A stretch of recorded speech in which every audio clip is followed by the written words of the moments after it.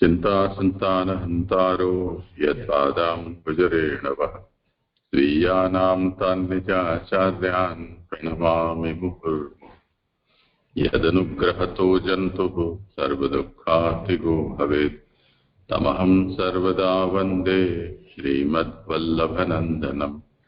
अज्ञानतिमिरान्धस्य ज्ञानाञ्जनशलाकया चक्षुरुन्मीलितं येन तस्मै श्रीगुरवे नमः। नमामि हृदये शेषे लीलाक्षीराब्धिशायिनम् लक्ष्मीसहस्रलीलाभिः सेव्यमानं कलानिधिम्।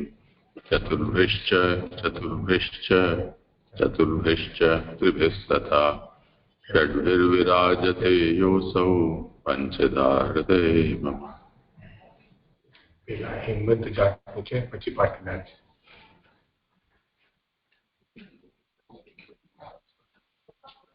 करे आरंभ। जय जय दंडवत प्रणाम। आवाज आ रही है जी? जी जी।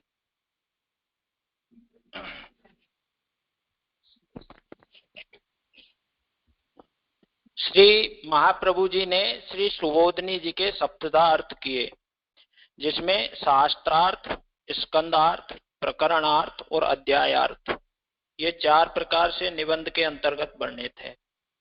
और श्री सुबोधनी जी में वाक्य, पद और अक्षर के अर्थ ये 3 प्रकार से अर्थ किए। श्री महाप्रभु जी ने 7 प्रकार से किए अर्थ में कहीं भी परस्पर विरोध नहीं है। प्रथम स्कंद जो कि अधिकार लीला है, उसमें 19 अध्याय हैं। प्रथम 3 अध्याय हीनाधिकार और 1 से लेकर 3 तक हीनाधिकार, 4 से 6 तक मध्यम अधिकार और 7 से 19 तक उत्तम अधिकार के हैं।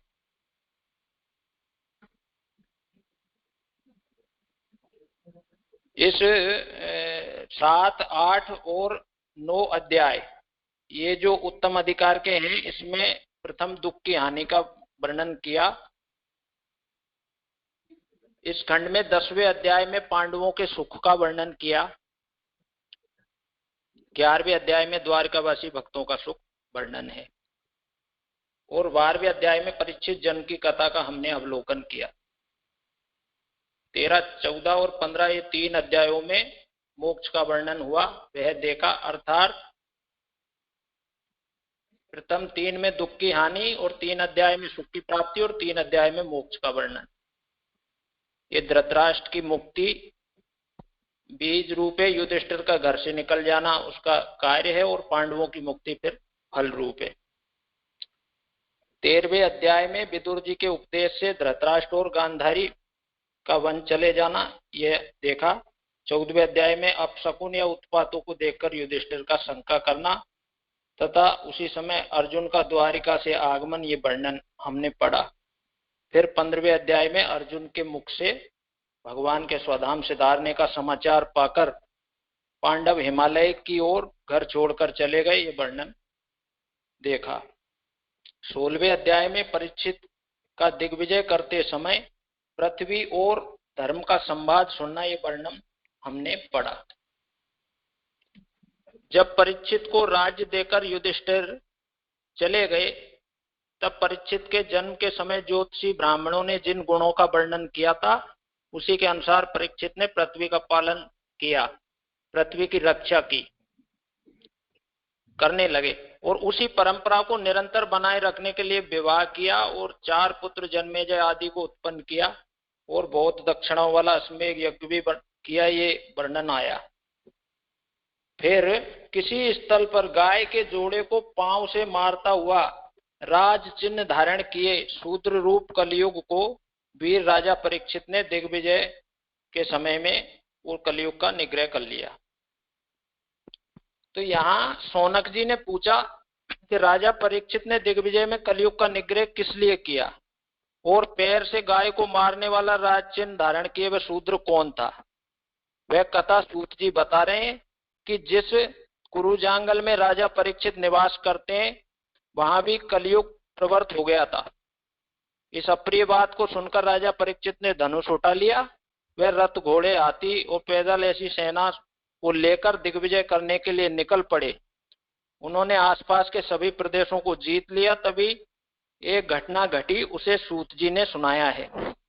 क्या देखा कि छाया रहित धर्म एक पैर से चलता हुआ, जिसके नेत्रों से आंसुओं की धारा मुख तक आ गई है, तथा उसी स्थिति को प्राप्त बछड़े से रहित रोती हुई माता के समान गाय से वह पूछने लगा, वृषभ, वह बैल रूप धर्म तथा गाय रूप पृथ्वी से जो संवाद हुआ कि आप ऐसी शोकयुक्त क्यों हो, या आपके शोक का क्या कारण है। तो ये धर्म और वो पृथ्वी का जो संवाद चला, तो भगवान जो स्वधाम सिधार गए हैं, उनके क्लेश से वो पृथ्वी दुखी है। तो ये संवाद उनका चला, तो भगवान के विरह रूपी विरह का क्लेश पाते हुए पृथ्वी और धर्म का संवाद चल रहा था। उसी समय राजऋषि परीक्षित वहां सरस्वती नदी की ओर आए। वहीं राजा ने ये अनाथ के समान मारा जाता हुआ गाय का जोड़ा देखा और राज चिन्ह धारण किए हुए शूद्र को देखा, जो हाथ में दंड लिए हुए शूद्र को देखा, जो हाथ में दंड लिए हुए था। इस प्रकार धर्म और पृथ्वी की स्थिति को देखकर गंभीर वाणी से पूछा कि तुम कौन हो। वेश से तो तू राजा लगता है, और परंतु तेरा यह वेश नटों के समान है, क्योंकि तेरा कार्य जो है वो शूद्रों के जैसा है। तू निरपराधियों को एकांत में मार रहा है, अतः तू तो वध करने योग्य है। इस प्रकार कलिकाल को मारने का विचार करते हुए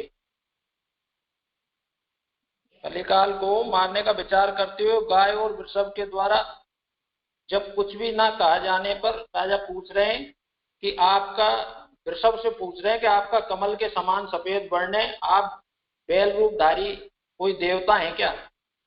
3 पैरों से रहित एक ही पैर से चलते हो, तो आप हमें जो है वो खेद पहुंचा रहे हो, तो आप कौन हो? ऐसा राजन वो वृषभ से पूछ रहे हैं। तो कुरुवंश के राजाओं से रक्षित ये जो पृथ्वी है, इस पे आपके अतिरिक्त आज तक और किसी के आंसू नहीं गिरे और कोई ऐसा दुखी नहीं रहा। तो ये सुरभि के पुत्र, आप ये शोक नहीं करें। मतलब ये शूद्र से उत्पन्न भय अब नहीं रहेगा। और फिर वो हे माता जी, आप भी अब रोइए नहीं। दुष्टों पर शासन करने वाले मेरे रहते हुए आपका कल्याण है, ऐसा उनको सांत्वना दे रहे हैं।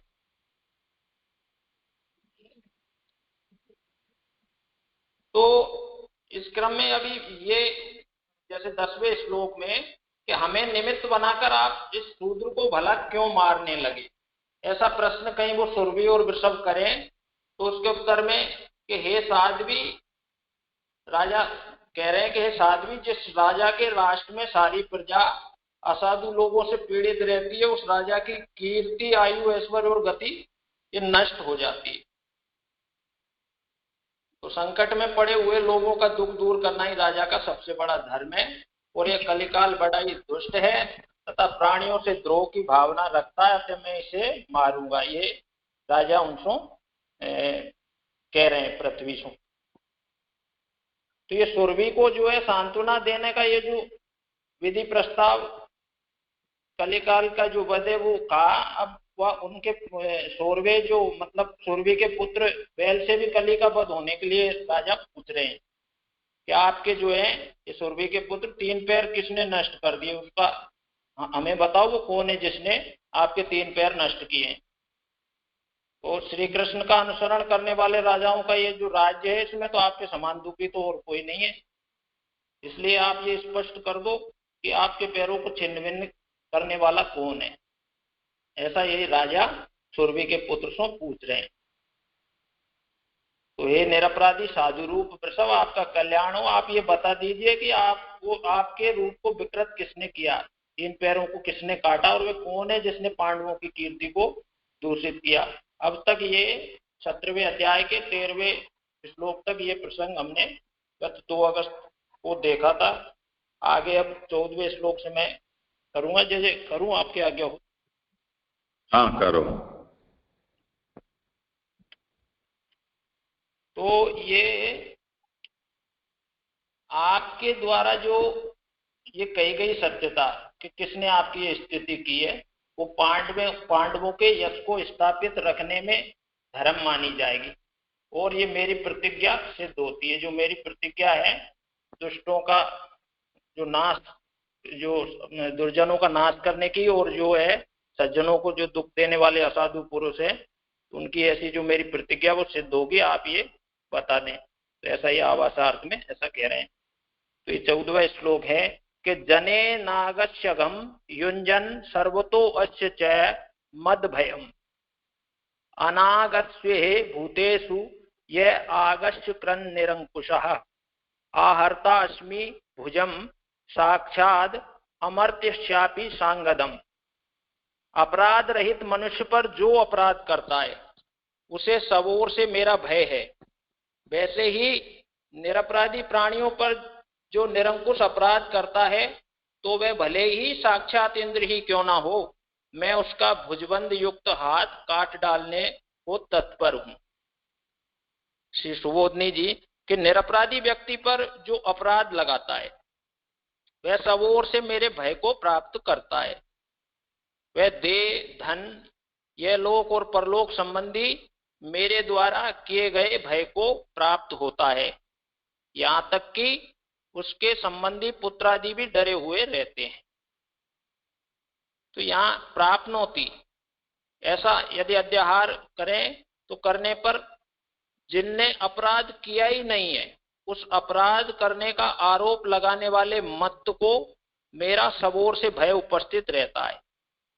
इस प्रकार से ये अध्याय करने के बाद और पहले ये जो दोनों पाठ है वो ही दोनों ही पाठ सटीक हैं। वस्तुतः तो आधा श्लोक जो है वो पहले के समान अग्रिम श्लोक में बताए जाने वाले तात्पर्य से जुड़ा है कि यदि मैं वृषभ अपने पैर काटने वाले के विषय में बता दूंगा तो आप उसका क्या करेंगे, ये प्रश्न जैसे वृषभ करे, तो इस आशंका से ये कहा जा रहा है कि वह कली भी तो एक अधिकारी है, कली भी एक अधिकारी है, फिर आपसे मारे जाने योग्य वह कैसे है। कि कली का वो तो काल के हिसाब से कली भी आया तो वो अधिकारी है, तो वो मारे जाने बद योग्य कैसे है। तो इसके उत्तर में कहते हैं कि वह निरंकुश है, उस पर कोई भी नियम लगाने वाले नहीं है, उसका कोई भी उसको अंकुश में लेने वाला नहीं है, उस पर कोई भी नियम लगाने वाला कोई नहीं, अतएव वह उल्टे रास्ते पर चलने वाला है। तो इसलिए उसका जो है बद योग्य। तो कहते हैं कि सो तो ठीक है, पर उस पर नियंत्रण कैसे करेंगे। तो इस अपेक्षा से कहते हैं कि मैं उसकी भुजा काट दूंगा। कभी ना मरने वाले अर्थात अमर्त्य जो अमर है वो इंद्र, उसकी भुजा को भी उखाड़ दूंगा। यह कार्य मैं किसी चमत्कार अथवा मारण मंत्र का प्रयोग करके यहाँ ही बैठा बैठा नहीं करूंगा, बल्कि स्वयं स्वर्ग के इंद्र के सम्मुख जाकर उसकी सबके द्वारा पूजी जाने वाली बाजूबंद आदि आभूषणों से अलंकृत भुजा को काट दूं, यदि वह भी निरंकुश होकर अपराध करने लगे तो। वो भले ही इंद्र हो, अगर वो भी निरंकुश हो जाए और इस प्रकार का कृत्य करे तो मैं उसकी भी भुजा को काट दूं, ये कह रहे हैं। फिर अन्य की तो बात ही क्या है, ये जो शूद्र है तो ये जो है मैं इसका वध करूंगा, ये कह रहे हैं इस बात।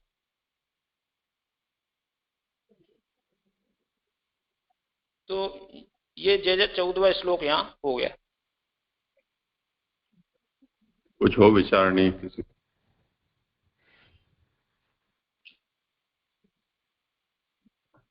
हाँ हाँ जी दंडवत प्रणाम। जी यहाँ ये पंक्ति आई ना, कली भी एक अधिकारी है। तो जैसे हम सर्वनिर्णय आदि में भी देखते थे कि काल भगवान का मुख्य अधिकारी है। तो अगर हम उस रेफरेंस से देखें तो फिर परीक्षित जी उनको कैसे कंट्रोल कर सकते तो मतलब ये प्रभु लीला की भागरूप है, तो अधिकारी यहाँ कहने से वो कैसे थोड़ा स्पष्ट हो जाए तो।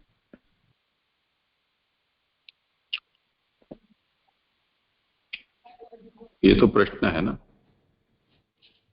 हाँ जी जी, ये प्रश्न है, मतलब ये अधिकारी है तो फिर मतलब उसका उत्तर तो यही दे दिया ना, निरंकुश हो तो मारणीय है।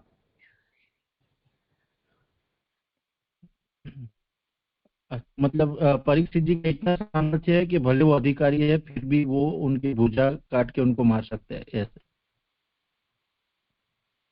हाँ, भुजा की तो खैर इंद्र की बात है, पर मतलब कली को भी वो दंड दे सकते हैं अथवा देने योग्य है, क्योंकि वो निरंकुश है। हाँ, नहीं कली का समझ गया मैं दीजिए, लेकिन परीक्षित जी का इतना सामर्थ्य है कि भले वो अधिकारी है पर परीक्षित जी उनको दंड दे सकते हैं, इस तरह से समझ।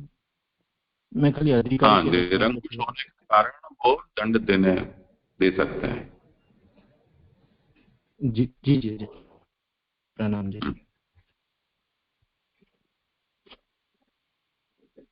आगे पढ़ू जे। हाँ, ये 15वें श्लोक का आवासार्थ है। हे राजन, आप हमारी समस्या के लिए नियुक्त नहीं हो। आपको अपने नियोग के अनुसार ही प्रजा के पालन में तत्पर रहना चाहिए। हम तो आपके राज्य में यों ही इधर उधर घूमते चले आए हैं, आपके प्रजा संबंधी जन नहीं है। इस आशंका का राजा समाधान करते हुए कहते हैं कि वो ये आशंका है, यदि वो ये कहें कि भाई हम तो आपके राज्य के वासी नहीं है, प्रजा संबंधी जन नहीं है, तो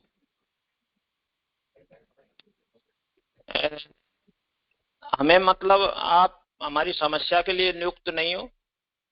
तो इस आशंका यदि ऐसी करें तो राजा उसका समाधान करते हुए आगे 15वें श्लोक में कहते हैं कि राज्यो ही परमो धर्मा स्वधर्मस्यानुपालनम शासतो अन्यान यथा शास्त्रम अनापद्युत्पतान इह। अपने धर्म का पालन करना राजा का परम धर्म है। शास्त्रों में कहे नियमों के अनुसार अन्यों पर भी शासन करना तथा संकट न आने पर भी विपरीत मार्ग पर जाने वालों को नियंत्रित करना यह राजा का मुख्य कर्तव्य है। तो श्री सुबोधनी जी है कि राजा के दो प्रकार के धर्म होते हैं। प्रथम, वे मुख्य कोटि के धर्मों में वे धर्म आते हैं जो राजा पने के साथ ही जन्म लेते हैं, जिन्हें सहज धर्म कहा जाता है। कि जो राजा राज परिवार में जैसे जन्म हुआ उसी के साथ वो ऐसे कुछ धर्म है जो सहज है, वो जन्म ले लेते हैं, उनको सहज धर्म कहा जाता है। और दूसरी कोटि के धर्म तो वे हैं जो राज्य पद के मिलने पर राजा को प्राप्त होते हैं, जैसे अपने देश की सीमा का रक्षण, प्रजा के विभागों की रचना, कर वसूली, नियम, अपराध संहिता का नियमानुसार पालन करवाना आदि, और पीड़ितों की रक्षा करना ही राजा का सहज व मुख्य धर्म है।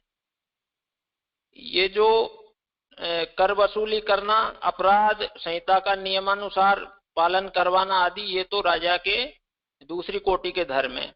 और पीड़ितों की रक्षा करना ये राजा का सहज धर्म है और मुख्य धर्म है, जो तो ये राजा पने के साथ ही उसको प्राप्त होता है राजा को। अन्य धर्मों का उतना महत्व नहीं है। यूं कहिए कि वे गौण हैं।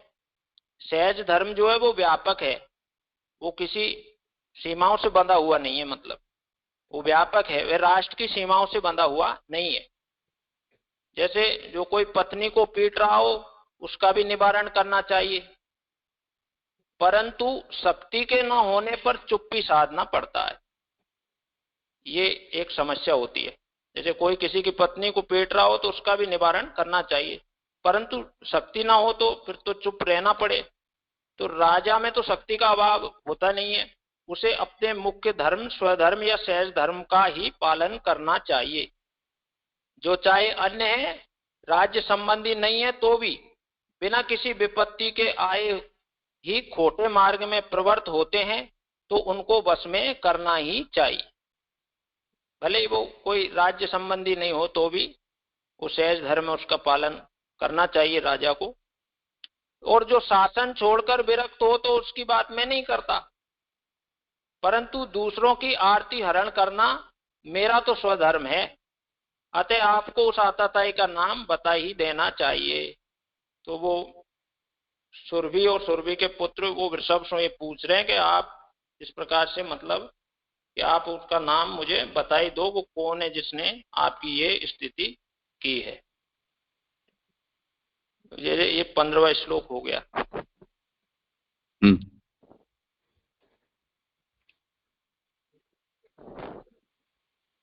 करो भले आगे। जी जी जी।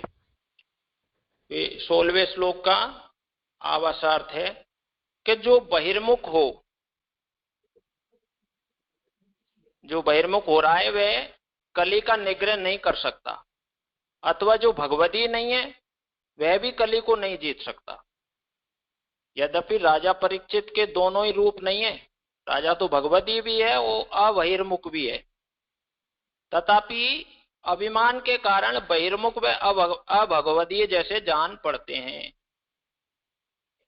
वो कुछ थोड़ा सा अभिमान राजा को है तो इसलिए वो ऐसे दिखाई दे रहे हैं, बाकी वो तो भगवती भी है और बहिर्मुख भी नहीं है। तो अतः उन्हें अंतर्मुखी बनाने के लिए पहले इसी अभिप्राय से भरा हुआ उत्तर देने के लिए भगवती का ज्ञान स्मरण करने के लिए प्रोत्साहित करते हैं कि भगवती कैसा हो उसका ज्ञान जो राजा को मतलब हो, तो उसके लिए ऐसा ज्ञान उसको स्मरण कराने के लिए प्रोत्साहित करते हैं कि धर्मोवाच एतद् वा पांडवे यानाम युक्तम आर्ता भयम बचा येषाम गुणगणे कृष्णो दौत्यादो भगवान कृत। पांडव वंश में उत्पन्न होने वालों को दुखितों के प्रति ऐसे अवय वचन बोलना उचित है जिनके गुण समूहों से कृपा करते हुए भगवान कृष्ण ने दूत आदि बनने का कार्य भी अंगीकार किया। श्री सुबोधनी जी है कि आपके द्वारा दूसरों के दुखों को दूर करने की भावना प्रकट करना परम कृपालुता का सूचक है। यानी वो सुरभि और वो जो वृषभ धर्म और पृथ्वी जो है वो इस प्रकार से राजा से कह रहे कि आपके द्वारा दूसरों के दुखों को दूर करने की भावना प्रकट करना ये परम कृपालुता का सूचक है, तथा आपको ऐसा कहना उचित ही है कि जो आप कह रहे हो।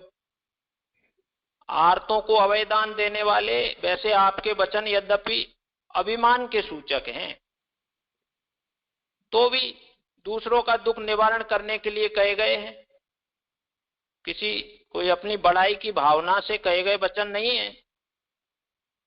परंतु फिर भी उन वचनों की जो कृति है, जैसी वचन रचना वो आपने जो निकाली है वो कृति को अनुचित ही मानी जाएगी। वो वचनों की जो रचना, वचनों की जो कृति है उसको अनुचित ही माना जाएगा।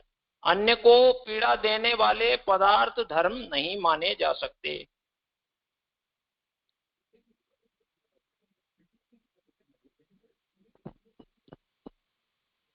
अन्य को पीड़ा देने वाले पदार्थ धर्म नहीं माने जा सकते।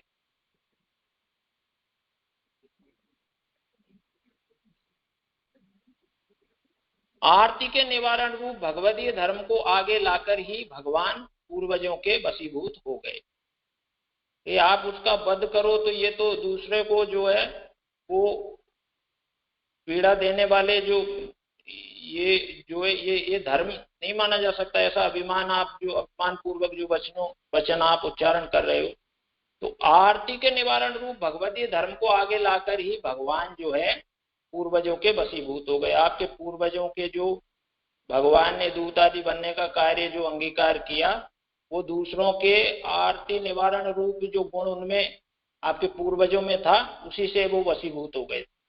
ऐसे गुण तो आप में हजारों हैं जिन्हें करके साक्षात पुरुषार्थ रूप और सब प्रमाणों के अर्थ रूप परमानंद की प्राप्ति आपको हुई।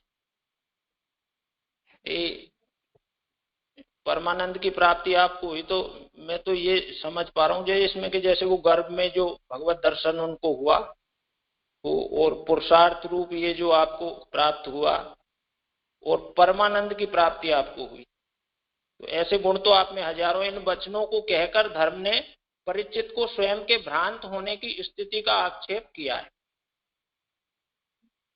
परीक्षित को जो है कि आप मतलब भ्रांत हो गए हो, ये स्थिति का जो आक्षेप मतलब धर्म ने परीक्षित के ऊपर किया। इससे संकेत दिया जा रहा है कि अत्यंत बहिर्मुखता की ओर बढ़ी हुई ऐसी अपनी स्वधर्म निष्ठा वाली भावना का त्याग कीजिए। तो ये वो संकेत दे रहे हैं कि बहिर्मुखता की ओर आपकी ऐसी जो भावना ये बढ़ रही है उसका आप त्याग कर दीजिए। ये 16वां श्लोक जे हो गया।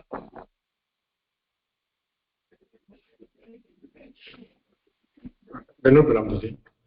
एक प्रश्न था कि ये जो बीच में जो पंक्ति आई कि अन्यों को पीड़ा देने वाले पदार्थ धर्म नहीं माने जा सकते, ये इसका लिंक कैसे बिठाया वो समझ में नहीं आया, क्योंकि पहले तक तो उनकी जो कृति थी वो अनुचित है ये समझाया, फिर आगे जाके उसको पंक्ति छोड़ के फिर आरती के निवारण यानी जो धर्म है भगवत धर्म उसका समझाया।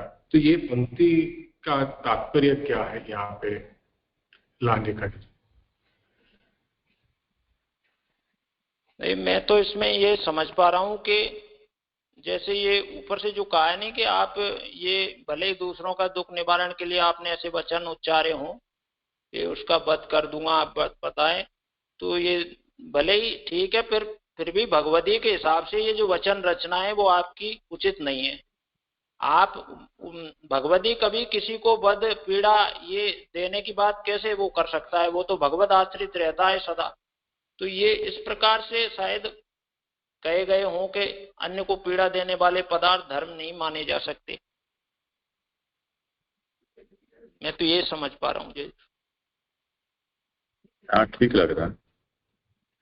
यानी थोड़ा यहाँ आवेश अधिक प्रकट दिखाई दे रहा है इनके वचनों से, इसलिए धर्म का ऐसा कहना है कि थोड़ी आप सीमा में रह के करें बात तो आपकी भावना अच्छी है, पर ऐसा लग रहा है कि लिमिट आप क्रॉस कर जा रहे हैं। जी जी, यानी उनके जो वचन थे वो तो कली के लिए या तो जिन्होंने उनको पीड़ा दी उनके लिए कहे गए थे, तो फिर वही नहीं समझ में आ रहा कि अन्यों को पीड़ा यानी जो दुष्कर्म करता है, जो अंकुश से बाहर है, उनको तो दंड देना, फिर पीड़ा कैसे कहा जाएगा? उनको दंड देना अभी आप यानी उत्थानिका आवास में से वही अभी कहते आ रहे हैं कि उनके जिस प्रकार के जो वचन थे वो कुछ अभिमान सूचक है ऐसे दिखाई दे रहे हैं, क्योंकि उन्होंने जो पूर्व श्लोक में कहा कि आप मुझे बताइए कि आपका ये किसने किया, कि आपको किसने दुख दिया, अगर इंद्र भी हो तो भी मैं उनकी भुजा काट दूं। तो ये लेकर अभी धर्म बता रहे हैं कि वहां पे कुछ आपका अब थोड़ा अभिमान झलक रहा है और वो आपको बहिर्मुखता की तरफ ले जा रहा है, और इसी के संदर्भ में फिर ये श्लोक आया। तो फिर वही नहीं आ रहा है कि अन्यों, क्योंकि परीक्षित जी ने तो किसी अन्यों को पीड़ा तो नहीं, अगर पीड़ा देंगे तो किसी यानी दुष्ट को ही देंगे, तो यही कि ये वचन फिर कैसे जोड़ना?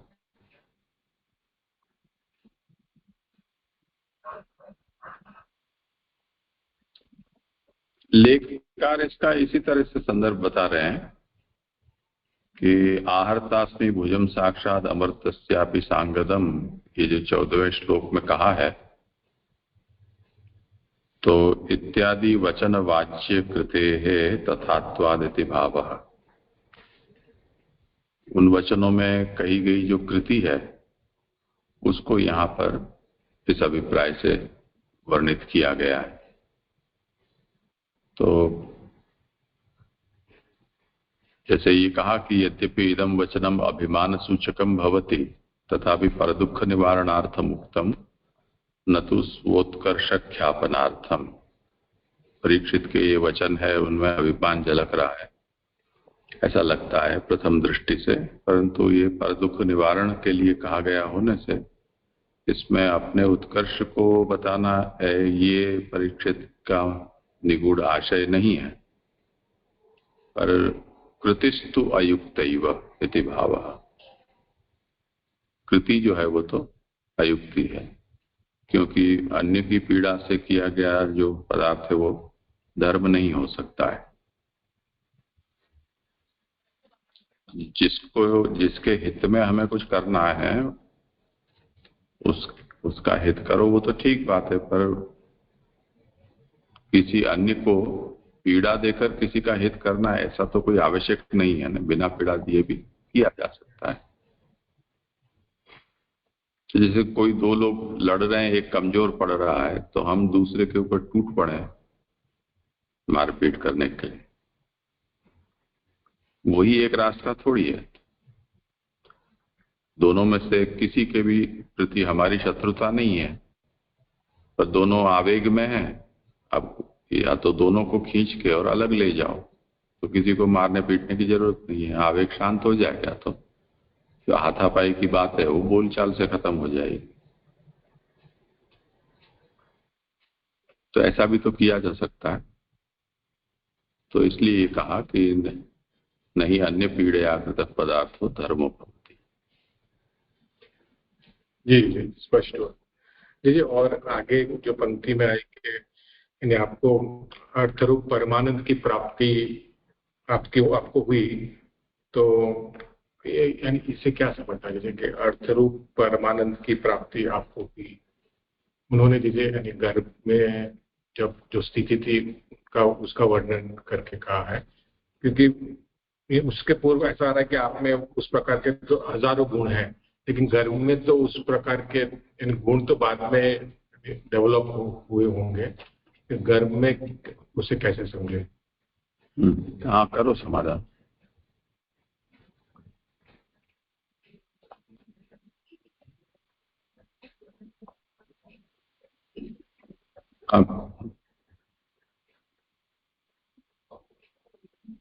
फोन म्यूट है आप।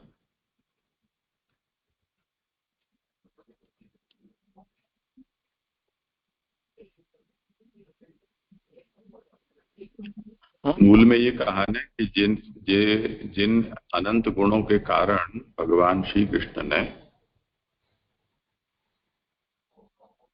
आपके पिता आदि के पितामह आदि हैं उनके दौत्य कर्म किया, तो भगवान उनके वश हुए। वो क्यों हुए? तो आर्ति निवारण रूपम भगवदीयम धर्मम पुरस्कृत्य भगवान वश हो जाता। ये भगवदीय धर्मों के कारण ही भगवान उनके वशीभूत हुए, आपके पूर्वजों के वशीभूत हुए। एतादृशाः गुणाः भवत्सु सहस्रशः सन्ति। आपके पूर्वजों में जो गुण थे उस प्रकार के कई गुण आपके भीतर हैं, जिसके कारण कृष्ण भगवान आपके पूर्वजों के भी वशीभूत हुए। तो कृष्ण शब्द का अर्थ यहाँ मूल में जो कृष्ण दिया है उसका अर्थ दिया है परमानंद साक्षात पुरुषार्थ, जो परमानंद स्वरूप है और साक्षात पुरुषार्थ स्वरूप है, यानी फल रूप है। और जो भगवान है यानी सर्व प्रमाणार्थ, ये भगवान शब्द का अर्थ हो, वो आपके वशीभूत हुए, ये कहना चाह रहे हैं।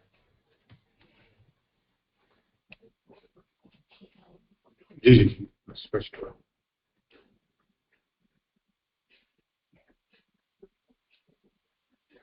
जी जी आगे करूँ? जी जी जी दंडवत प्रणाम। जैसे खाली एक ये प्रश्न रह गया, यहाँ जो लास्ट लाइन में आई ना, अत्यंत बहिर्मुखता की ओर बढ़ी हुई ऐसी अपनी स्वधर्म निष्ठा वाली भावना को, तो यहाँ स्वधर्म निष्ठा वाली भावना को कैसे समझे? जैसे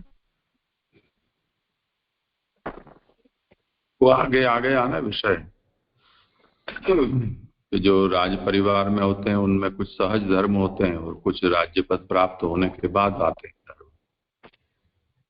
तो अभी इनके अंदर वो नशा चढ़ा हुआ है, दोनों बातें हैं, राज्य भी मिल गया है और राज परिवार में वो जन्म भी लिया हुआ है, तो मुझे मेरे धर्म का पालन करना ही चाहिए। तो ऐसी जो निष्ठा है उसका छोड़ना चाहिए, ऐसा धर्म कहना चाह रहा है। अच्छा, मतलब जो ऐसी राज धर्म की ऐसी निष्ठा जो बहिर्मुक्त, मतलब प्रभु से बहिर्मुक्ता की ओर ले जाए, ऐसी निष्ठा को छोड़ना चाहिए। हाँ, जैसे भगवान को उनके दादाओं ने एक संदेश वाहक बना दिया, रथ चालक मात्र बना दिए, तो ये सब हीन कार्य में उन्होंने जोड़ दिया ना, तो कुछ तो भ्रांतता है उसमें।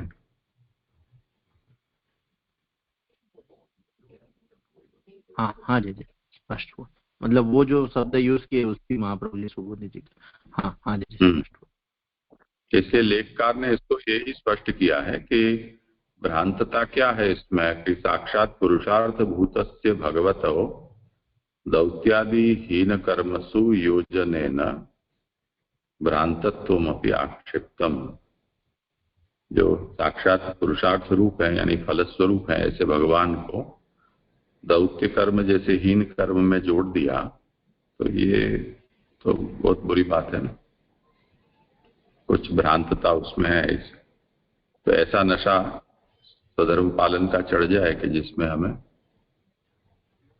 अति बहिर्मुखता हो जाए, वो ठीक नहीं। हाँ हाँ जी जी, बहुत अच्छी तरह से स्पष्ट हुआ। मतलब परमानंद के साथ प्राप्ति होने के बाद भी ऐसा उनको हुआ। हाँ हाँ, धन्यवाद प्रणाम।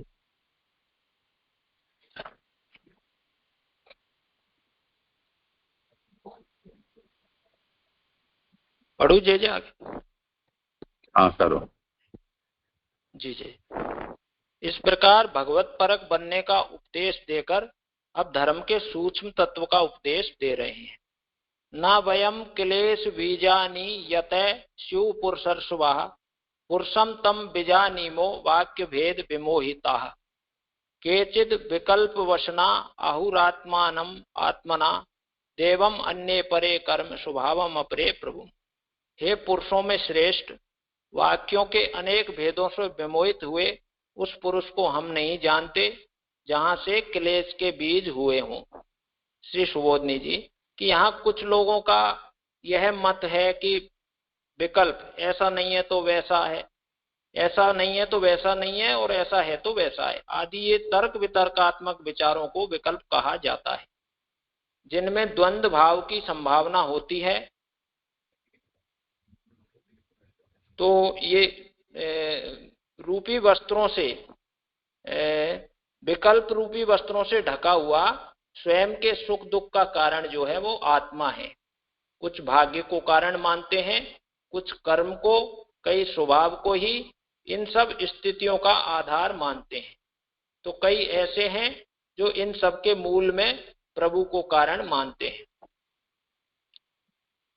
श्री सुबोधनी जी है, धर्म राजा परीक्षित के प्रति कहते हैं कि मेरे इन 3 पैरों को एक व्यक्ति के द्वारा काट कर नष्ट नहीं किया है, किंतु सत्ययुग आदि युग अपनी अपनी निवृत्ति के साथ ही एक एक पैर अपने साथ लेते गए। वे युग धर्म के पैरों का आश्रय लेकर रहने वाले होने से जब अपना अपना समय पूरा करके जाने लगे तो धर्म के एक एक पैर को लेकर जाते रहे। वो जैसे जैसे युग बीते वो सत्य, दया, वो तप और ये जो चारों जो पैर हैं धर्म के, इनको अपने अपने युग जो बीता उसी के साथ वो ले जाते रहे।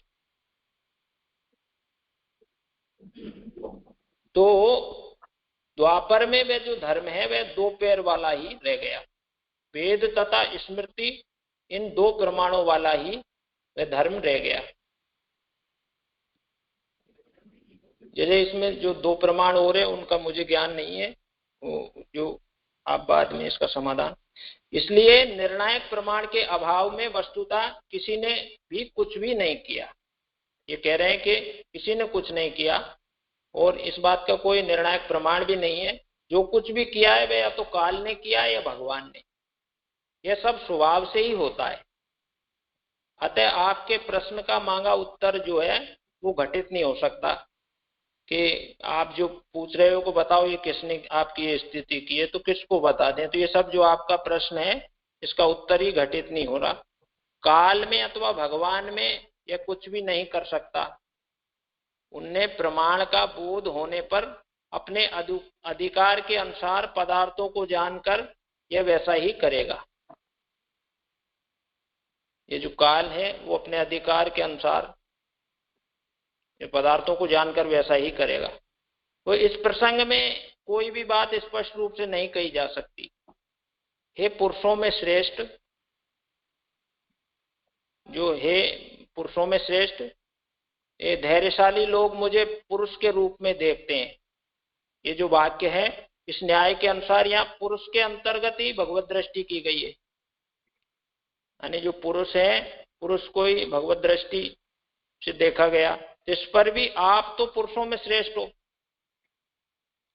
आप तो पुरुषों में श्रेष्ठ हो, इससे अधिक क्या कहें। क्लेश के बीज जो है वो पाप ही है, अथवा उन्हें भगवान के प्रति किए गए अपराध कह लीजिए। जो क्लेश के बीज है वो पाप ही है, पाप से क्लेश होता है, अथवा उन्हें भगवान के प्रति किए गए अपराध कह लीजिए। तो फिर वे जो वो पाप है वो फिर वो कहां से उत्पन्न होते हैं, इसका विचार करना चाहिए। पुरुष ही इन सब में समवायी कारण है। जो पुरुष है वही इसमें, इसका जो सहयोगी कारण है वो समवायी कारण है। वह कुछ अंतःकरण को इसका समवायी कारण मानते हैं, और भूत सरकार के पक्ष वाले, यानी भूत सरकार से यहाँ प्रश्न चिन्ह लगा जे मायावादी माने या जो सैव्य वाले माने, तो भूत सरकार के पक्ष वाले शरीर को ही क्लेश के बीज को उत्पन्न, ये सरकार नहीं तो संस्कार, इसको समझो।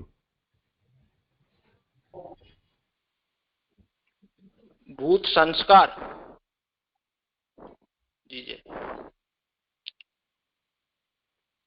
भूत संस्कार के पक्ष वाले शरीर को ही क्लेश के बीज को उत्पन्न करने में मिला हुआ सहयोगी कारण मानते हैं, और अन्य के विचारों में निमित्त ही समवायी कारण है। अतः इन सब समवायों का जो नियामक है वो कौन है, इतने सारे जो विचार जो बता दिए इन सब का नियामक कौन है, इस पर विचार करना है। किसके द्वारा नियमित की गई सामग्री जो है वो क्लेश के बीजों को उत्पन्न करती है। उनके द्वारा जो निर्मित की गई है वो सामग्री जो क्लेश के बीजों को उत्पन्न करती है, इसका कारण ढूंढने में भी अनिश्चय की स्थिति है।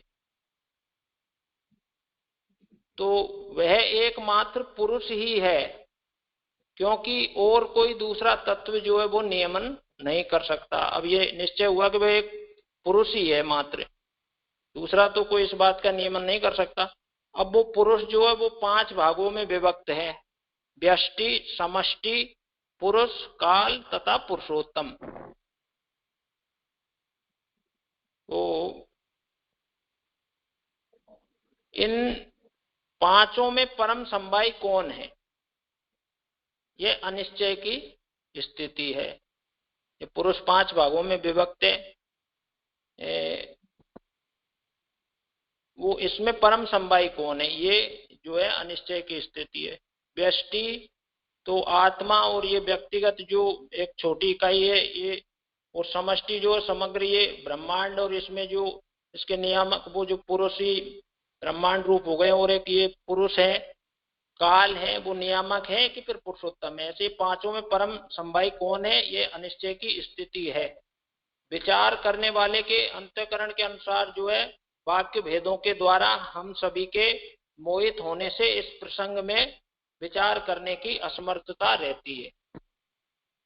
अलग अलग वाक्यों के द्वारा सब या को विचार करें तो वो हम सबके मोहित होने से इस प्रसंग में कोई विचार नहीं हो पाता, असमर्थता रहती है कोई निश्चयात्मक। एक ही वाक्य को विचारक गण अपनी अपनी बुद्धि के अनुसार अनेक प्रकार से जोड़ते हैं, अर्थात उसका तात्पर्य निकालते हैं। वे वाक्य भेद सभी जगह अपने अपने तर्कों की भी सहायता लेते हैं उसमें, अपने अपने तर्क सब देते हैं जो विभिन्न विचार हैं। अब वाक्य भेदों से निर्णय किए गए पदार्थों को बताया जा रहा है। इस प्रसंग में कुछ मायावादी आदिकों का तो ये मत है कि व्यष्टि सबका कारण है। व्यष्टि मतलब जो आत्मा, वो इसलिए सब प्रकार के विकल्प जो है वो माया से ढके हुए हैं। वो मायावादी ये मानते हैं कि व्यष्टि सबका कारण है। तो ये निश्चयात्मक कुछ नहीं है, जो तर्क वितर्क जो है वो विकल्पात्मक, वो माया जो वस्त्र रूपी उससे ढके हुए हैं। ये विकल्प वस्त्र के रूप में परिकल्पित किए गए हैं। विकल्प के अंतर्गत ही जिनके वस्त्र, विभिन्न कल्पना रूप अज्ञान या वस्त्र जिन पर आच्छादित हैं, वे ऐसे मायावादी आत्मा को ही नियामक मानते हैं। वे इस वाक्य को आधार मान लेते हैं कि आत्मा ही आत्मा का बंधु है। तो ये वाक्य तो शायद श्रीमद गीता जी का होगा, श्री भगवत गीता जी। तो वे आत्मा ही आत्मा का शत्रु, आत्मा ही आत्मा का बंधु है। तो वे आत्मा को ही कारण मानकर चलते हैं, इसके अतिरिक्त किसी को भी कारण नहीं मानते। वे कहते हैं कि आत्मा में ही सबकी स्थिति है।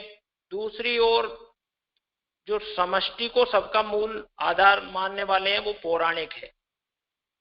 ज्योतिष शास्त्र के आधार पर इस ब्रह्मांड को पुरुष का शरीर मानकर उसमें काल चक्र को उस पुरुष की चेष्टा रूप से स्वीकार करते हुए उसके जो अंग के रूप में ग्रह आदि बुद्ध आदि, जो बुद्ध ग्रह आदि अंतःस्थित समस्त ज्ञान से युक्त जो समष्टि है उसको कारण मानते हैं वो पौराणिक। इसके बाद पुरुष को कारण मानने वाले प्रकृति का अधिष्ठाता पुरुष को ही मानते हैं। वे सहायक के रूप में कर्म को नियामक स्वीकार कर लेते हैं। सहायक के रूप में जो है वो कर्म को नियामक स्वीकार करते हैं। अन्यथा प्रकृति व पुरुष की नित्यता से तथा काल की नित्यता से एक सी अपेक्षा के रहते अंतर न होने से सृष्टि होवे या नहीं भी होवे, इसलिए नियामक के रूप में कर्म की अपेक्षा की गई है। कर्म जो सहायक है उसमें नियामक के रूप में, तो भाग्य से ही प्रबुद्ध कर्म वाला होता है, ये वाक्य है, इसको वो आधार मानते हैं। तदपि उसका नियामकत्व संभव नहीं होता, अन्य तो साधारण स्थिति के अंतर्गत आते हैं।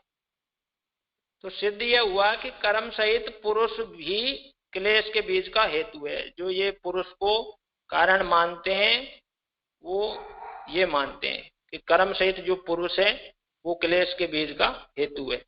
दूसरे विचारक काल को ही कारण मानते हैं, क्योंकि काल ही स्वभाव का द्वार है। वह काल ही प्रकृति आदि को प्रेरित करता है। तो स्वभाव को वो काल जो है वो प्रेरित करता है, स्वभाव से ही वे परिणाम को प्राप्त होते हैं और स्वभाव से ही प्रेरित करते हैं।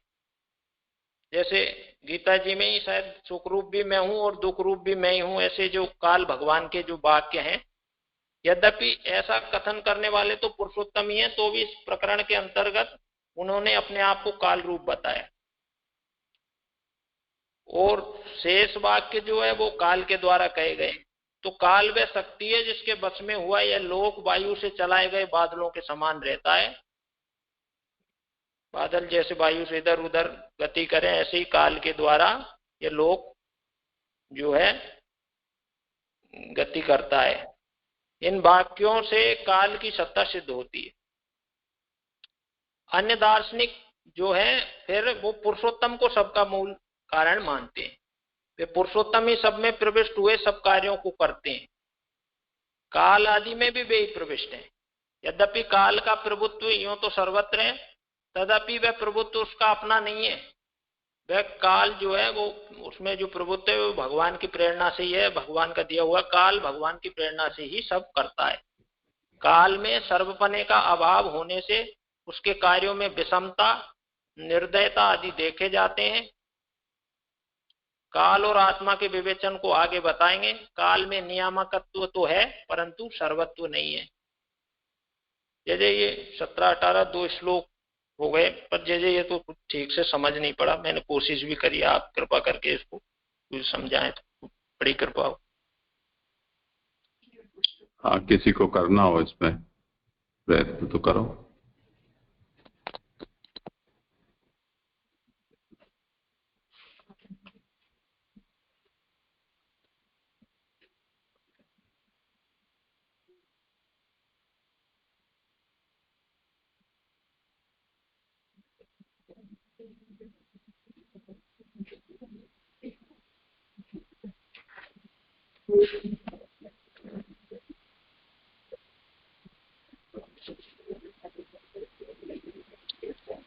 धर्म जो मूल बात क्या कहना चाह रहे हैं कि जैसे परीक्षित ने इन दोनों को दुखी देखा और उनके दुख का निवारण करने के लिए उन्होंने ऐसे गर्भयुक्त वचन कहे, तो धर्म को ऐसा लगा कि परीक्षित है वो भगवत कृपा पात्र हैं, भगवती हैं, तो कुछ ज्यादा आवेश में दिखाई दे रहे हैं। तो हमारे यहाँ जैसे मुखरता दोष कहा जाता है, तो अहंकार प्रयुक्त कभी ऐसा वचन हमारे मुख से निकल जाता है तो वो दोष हो जाता है। तो धर्म को ऐसा लग रहा है कि परीक्षित को भी थोड़ी सही दिशा दिखानी चाहिए। अब यहाँ जो 17-18वें श्लोक में निरूपण किया जा रहा है, उसकी उत्थानिका में ये बताया कि भगवत परक बनने का उपदेश देकर धर्म के सूक्ष्म तत्व का उपदेश अब धर्म स्वयं दे रहे हैं। यानी ज्यादा मैं सुनाई दे रहा है परीक्षित के वचनों में, तो भगवत परायण होना चाहिए।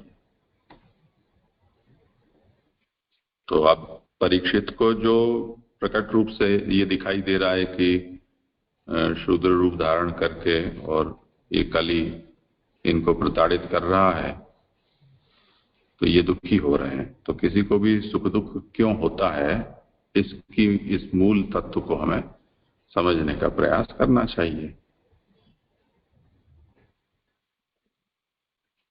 तो अब उसे देखो कि वाक्यों के अनेक भेदों से विमोहित हुए उस पुरुष को हम नहीं जानते जहां से क्लेश के बीज हुए हों। अब ये जो क्लेश यहां दिखाई दे रहा है, उसका बीज कहां से हुआ है प्रकट, इस पर विचार कर रहे हैं। तो कह रहे हैं कुछ लोगों का यह मत है कि विकल्प रूपी वस्त्र से ढका हुआ स्वयं के सुख दुख का कारण आत्मा है। कुछ भाग्य को मानते हैं, कुछ कर्म को, कुछ स्वभाव को, इन सब स्थितियों का आधार मानते हैं। तो कोई ऐसे हैं जो सबका कारण भगवान को मानते हैं।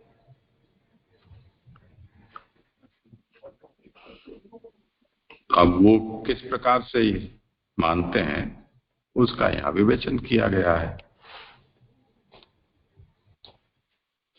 कौन क्यों मानता है उसका भी यहाँ समाधान हुआ। जैसे वाक्य भेद से जो प्रसंग आया उसमें कहा कि मायावादी प्रभृतयो व्यष्टि में हेतु मन्यते और तदर्थम सर्वमेव विकल्पम माया इति आच्छादयन्ति ते विकल्पवसनाः।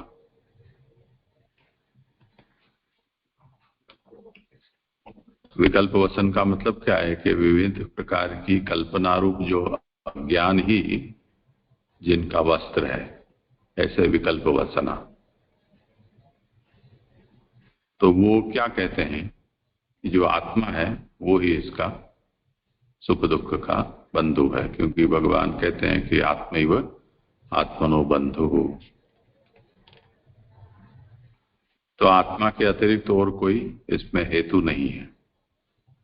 आत्मा सुख दुख का हेतु कैसे बनता है? तो वो ही अज्ञान से ग्रसित है तो वो आत्मा है, वो दुख का हेतु बन जाता है, तो और किसी को सोचने की आवश्यकता नहीं है। तो जो व्यष्टिभूत आत्मा है वही अपने आप को दुखी मानता है। अब अन्य पुनः समष्टि कारणवादिनः पौराणिकाः ज्योतिषशास्त्र सहकृताः पुरुष शरीरं ब्रह्मांडं मत्वा तत्र चेष्टारूपं च कालचक्रं स्वीकृत्य तदवयवैः बुधादिभिः अन्तस्थित सर्वपरिज्ञानात् ग्रहसहितं समष्टिमेव कारणं मन्यते। अब समष्टि, ये व्यष्टि वाले एक बात हुई। अब समष्टि वाले क्या कहते हैं? तो समष्टि वाले कौन है? पौराणिक हैं और ज्योतिष शास्त्र में विश्वास रखने वाले हैं। वो क्या कहते हैं कि ये पूरा का पूरा ब्रह्मांड है वो पुरुष का शरीर है और उस पुरुष की चेष्टा है वो काल चक्र है। उस काल चक्र के अवयव ये बुधादि ग्रह हैं।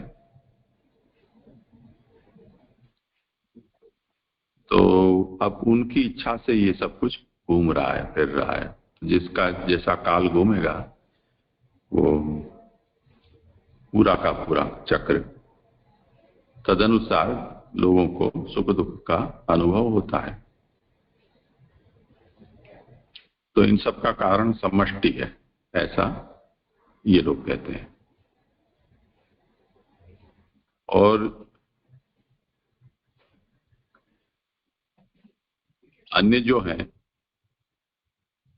ये जो सांख्यवादी हैं, वो क्या कहते हैं कि ततोपि पुरुष कारणवादिनः प्रकृत्यधिष्ठातारं पुरुषं मन्यन्ते और सहायभूतं च कर्म नियामकत्वेन स्वीकुर्वन्ति। जो पुरुष को प्रकृति का अधिष्ठाता जो है उसको जो मानते हैं वो ये कहते हैं कि उसमें कर्म सहायभूत निमित्त यानी निमित्त बनते हैं और पुरुष से ये सब कुछ आगे बढ़ता है। अन्यथा प्रकृति पुरुषयो नित्यत्वात् कालस्य च नित्यत्वात् अपेक्षांतराभावे सृष्टि स्याद् न स्याद् वा अतो नियामकस्य कर्मणो अपेक्षा। तो पुरुष भी नित्य है, प्रकृति भी नित्य है, परंतु बिना कर्म के तो कुछ होता नहीं है। तो नित्य होते हुए क्यों नित्य सृष्टि नहीं होती है? कभी होती है, कभी नहीं होती है। तो उसमें हमें कर्म एक आवश्यक मानना पड़ेगा। तो दैववशात वो कर्म जब प्रबुद्ध हो जाते हैं तो तब मनुष्य को गुण भाव में उतार चढ़ाव होने से सुख दुख आदि होते रहते हैं। तो वो कर्म सहित पुरुष है, वो क्लेश का मूल कारण है, ऐसा कहते हैं। दूसरा कुछ ये कहते हैं कि ठीक है, कर्म भी काल के द्वारा ही प्रेरित होता है, तो काल ही मुख्यतया हेतु है और वो काल जो है वो अपने आप में नहीं परंतु स्वभाव के द्वारा हेतु बनता है। तो वो प्रकृति आदि को प्रेरित करता है और स्वभाव से वो परिणमता है। तो इस तरह से स्वभाव से सुख दुख प्राप्त होते हैं। उसमें भगवान का गीता का वचन उद्धृत किया है कि सुखम दुखम भवो भावो भयंचा भयमेव च अहिंसा समता तुष्टि तपोदानम यशो यश भवन्ति भावा भूतानाम मत्तैव पृथक विधाः। तो वहां जो भगवान कहना चाह रहे हैं ये पृथकविद भाव जो हैं वो मेरे से ही होते हैं। तो यहाँ वो भगवान की जो स्वभाव रूपता है वो दिखाई दे रही है। तो यहाँ भगवान ने वो काल से स्वभाव को प्रेरित करके और ये सब कुछ करवा रहे हैं, ऐसा मतलब होगा। तो अब बात घूम फिरा के यहाँ भगवान पर पहुंची है। अब यहाँ ये कह रहे हैं कि यद्यपि पुरुषोत्तम एव सह तथापि सर्वरूपत्वात् तस्मिन् प्रकरणे काल रूपम ख्यापितवान। यद्यपि भगवान पुरुषोत्तम स्वरूप हैं, फिर भी ये 10वें अध्याय के 4थे श्लोक में जो भगवान आज्ञा कर रहे हैं कि ये सब भाव पृथक भाव मेरे से होते हैं, वहां भगवान अपने आप को काल रूप सोचकर और ये आज्ञा कर रहे हैं। तो सपालो यद्वशे लोको वायोरिव घनावली ही इति वाक्याच्च, भागवत के ये 9वें अध्याय के 14वें श्लोक का वचन है। उससे भी यही बात सिद्ध होती है कि ये काल रूप भगवान की इच्छा से हुआ है, होता है। और अन्य तो पुरुषोत्तमम मन्यन्ते, और कुछ लोग ये है कि जो इन सभी सुख दुखादि का कारण है वो पुरुषोत्तम भगवान श्री कृष्ण को मानते हैं। वो ही सर्वत्र प्रविष्ट सर्वम करोति, भगवान ही सर्वत्र प्रविष्ट होकर ये सब कराते हैं और करते हैं। यदि काल भी करता है तो उसमें भी भगवान ही प्रविष्ट होकर ये कराते हैं, ऐसा समझना चाहिए।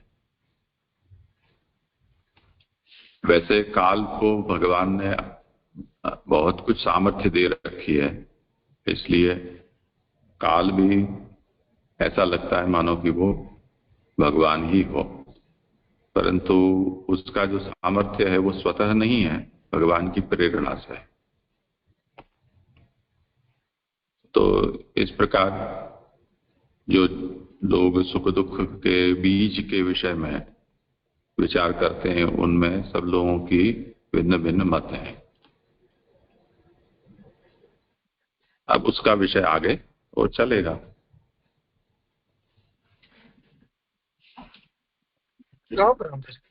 इसमें जो ये समष्टि व्यष्टि वाला आया तो उसमें व्यष्टि जो है वो आत्मा यहाँ लिखा है, बट आत्मा से जीवात्मा समझेंगे कि क्योंकि शुद्ध चेदंश वाला आत्मा नहीं है ना, ये व्यष्टि जो है वो जीवात्मा है ना, व्यष्टि नहीं है। हाँ, जी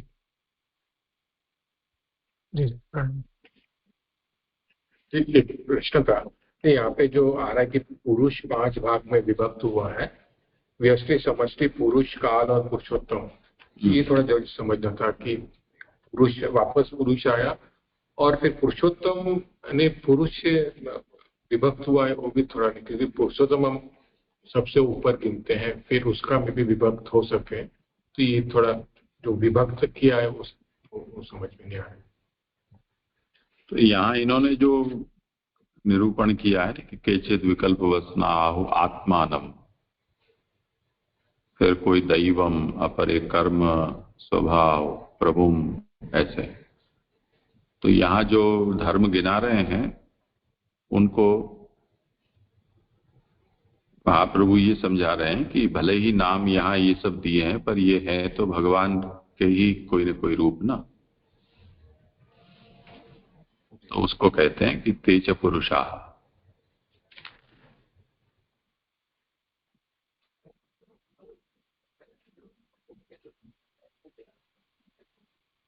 तो 17वें श्लोक के उत्तरार्ध में तम पुरुषम विजानीम, ये जो पुरुष को कहा, फिर पुरुष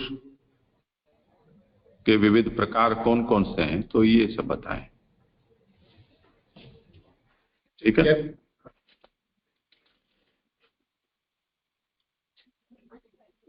यानी यहाँ पे जो श्लोक में जो एक्सप्लेन किया उसके अनुरूप ये विभिन्न प्रकार बताए कि फिर ऐसा ही है कि पुरुष के ये 5 पुरुष इन 5 में विभक्त हुआ है, ऐसे समझना कि ये श्लोक के अंतर्गत जो गिनाए है उसके अनुरूप फिर ये विभक्ति बताई, यानी विभक्त हुए हैं, ऐसा बताया।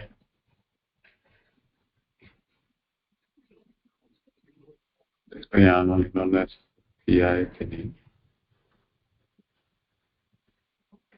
ये पुरुष ही, यहाँ देखो वो सरकार और संस्कार वाला आया था ना करेक्शन, उसके ऊपर की पंक्ति में देखो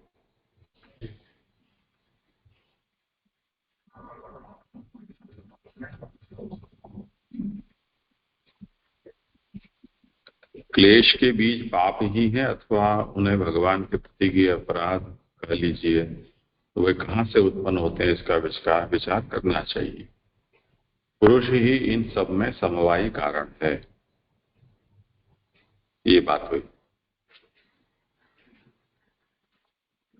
अब यहाँ से वो पुरुष की पंचविध रूपता आगे बताएगी कि वे पुरुष 5 भागों में विभक्त है, व्यष्टि, समष्टि, पुरुष, काल तथा पुरुषोत्तम।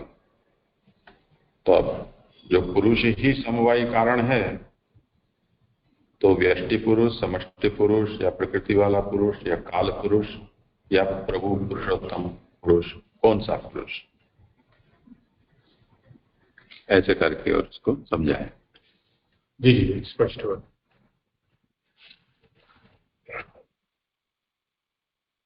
आगे किसका है क्रम? दंडवत प्रणाम चाहिए। राजा राम जी। राजा राम पाटीदार।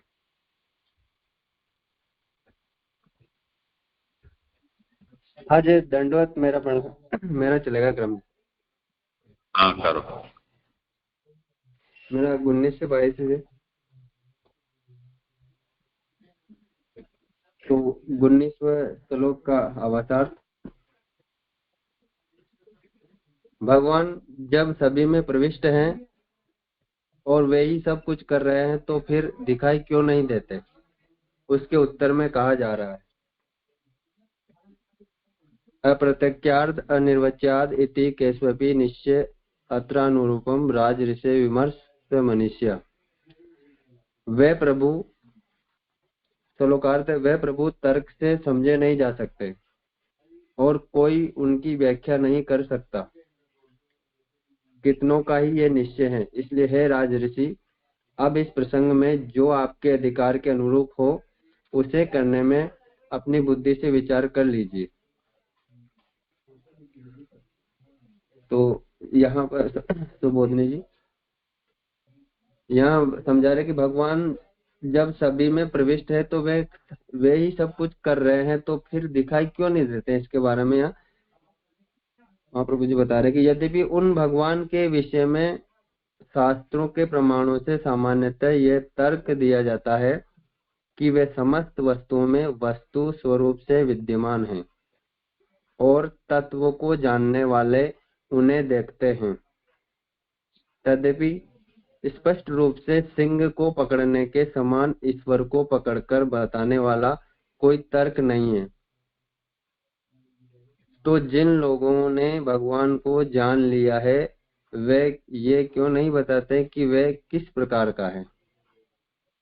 तो यहाँ पर समझा रहे हैं कि यद्यपि भगवान के विषय में शास्त्रों के अनेक प्रमाण हैं, किस भगवान किस तरह से दिखते हैं या किस प्रकार से मिलते हैं, उन प्रकार से शास्त्रों में अनेक प्रकार के प्रमाण दिए गए हैं और तर्क भी बताए गए कि इस प्रकार से उन्हें देख सकते हैं या प्राप्त कर सकते हैं। तो समस्त वस्तु में भगवान ही विद्यमान होते हैं और तत्व को जानने वाले उन्हें देखते हैं। ये तत्व तो मेरे भी समझ में नहीं आता, आप इन पर फिर बताना, समझाना। अब तो जिन लोगों ने भगवान को जान लिया है, वे ये क्यों नहीं बताते कि वे किस प्रकार के हैं?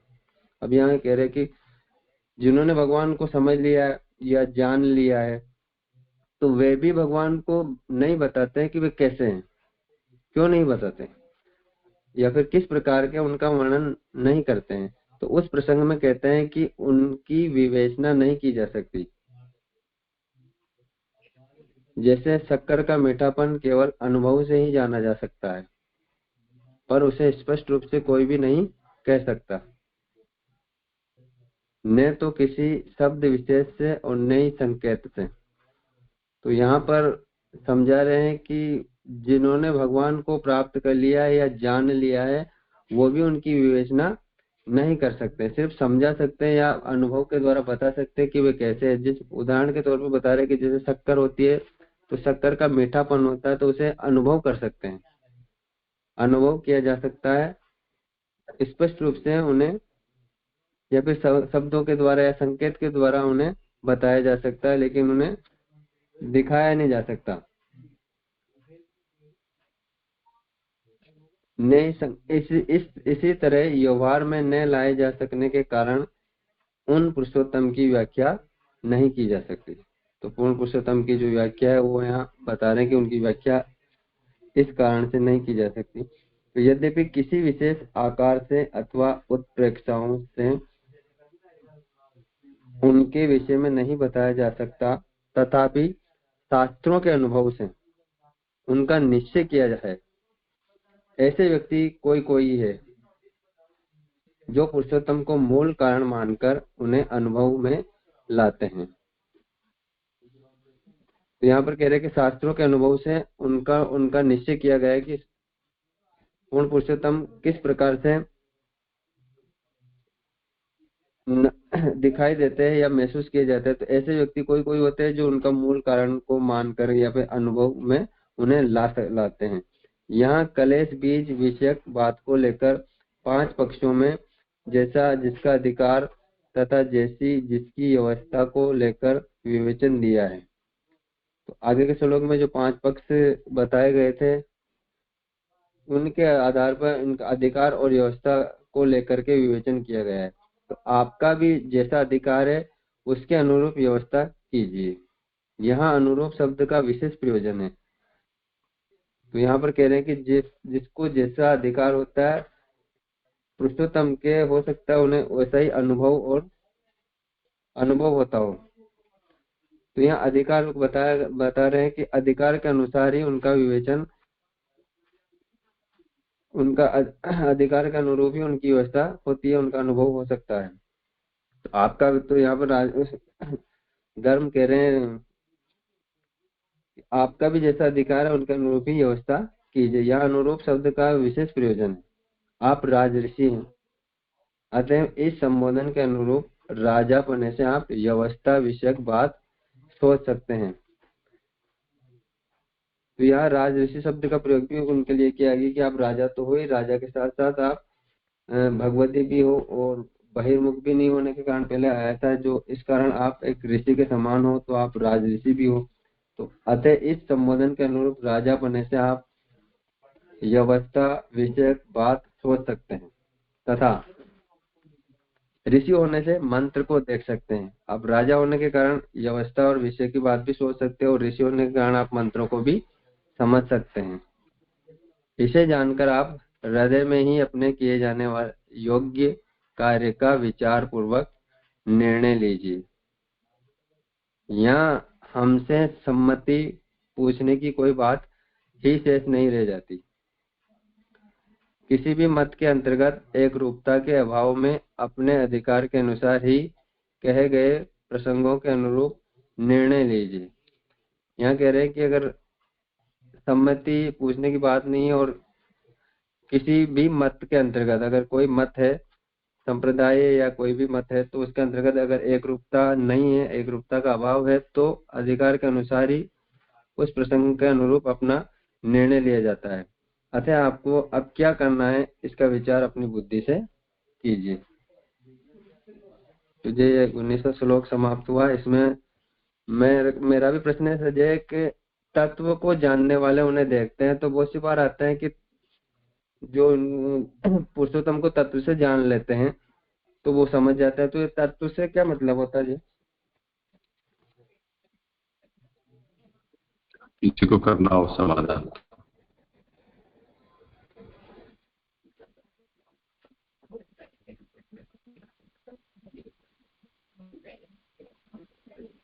तत्व से मुझे ऐसा लग रहा है कि जो तत्व जो शब्द है, तत्व का मतलब सामने जो दिखाई दे रहा है, जिसको हम उंगली देख से संकेत करें, वो तत्व है। और उसका होना वो तत्व है। तो जो त्व है वो परोक्ष होता है, तत् है वो अपरोक्ष होता है, यानी जिसका हमें अनुभव हो ऐसा। तो तत्व विदस्तु पश्यन्ति, तो सतही तौर पर जो हमें दिखाई दे रहा है वो तो तत्व का ज्ञान है, पर उसके भीतर की जो वास्तविकता है उसका यदि हमें ज्ञान है तो वो तत्व विद्या कही जाती है। जैसे ये जगत है वो भगवान का महाप्रभु के अनुसार तदंश का परिणाम है, तो इसका तो सत्य हम सबको भी ज्ञान होता ही है कि ये टेबल कुर्सी मकान दुकान, तो ये जो जिन नामों से हम इनको जानते हैं वो ज्ञान की एक अवस्था है, और उन सबको हम सत्य जाने, ये सब सत्ताशील पदार्थ हैं, ये ज्ञान का दूसरा स्तर हुआ। वो सत्ता भगवत धर्म है, तो हम भगवान के ही सत्य का अनुभव कर रहे हैं, ये तीसरी कक्षा का ज्ञान है। और ब्रह्म है वो सच्चिदानंद स्वरूप, और वही इन सब रूपों को उसने धारण किया है। इस प्रकार का जो ज्ञान है वो तत्वविद का ज्ञान है। किताबी ज्ञान तो हमको भी है, पर अनुभव व्यवसायी जो ज्ञान होता है वो यहाँ कहा जा रहा है कि तत्वविद है वो तो इसको देखते हैं।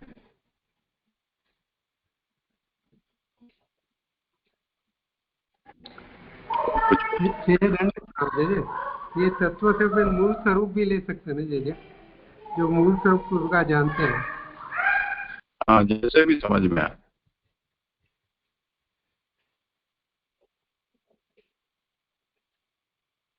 करो भले आगे। 20वां श्लोक का आभासार्थ है। राजा ने इस प्रकार धर्म के वाक्यों को सुनकर उसका अभिप्राय वचन तथा वक्ता का निर्धारण करके इस प्रकार कहा। यहाँ समझना है, ये 20वां श्लोक है वो सूत का वचन है। सूत का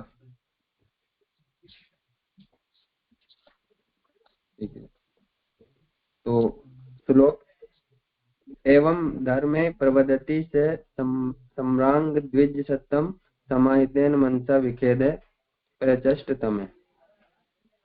हे द्विज सत्तम सोनक, धर्म के ऐसा कहने पर वह सम्राट परीक्षित खेद रहित हुआ, सावधान मन से धर्म के प्रति इस प्रकार कहने लगा।